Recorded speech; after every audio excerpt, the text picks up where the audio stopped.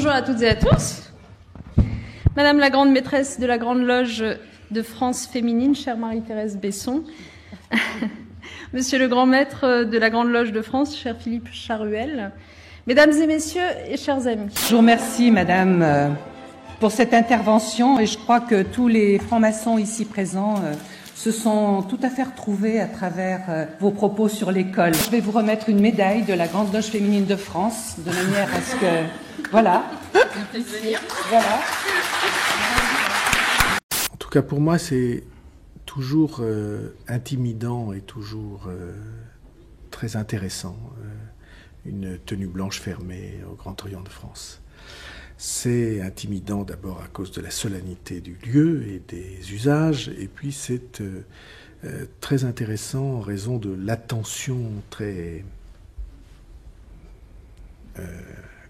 constante que développe chacun de ceux qui sont là, non pas en spectateurs, mais en acteurs de la vie civique. Et quiconque est un peu conscient, quand il est ministre de l'Éducation nationale, est en dialogue quotidien avec des responsables de l'administration, des corps qui composent l'éducation nationale, dont c'est pas un secret que de dire qu'un certain nombre ou qu'un nombre certain d'entre eux sont engagés dans la démarche initiatique.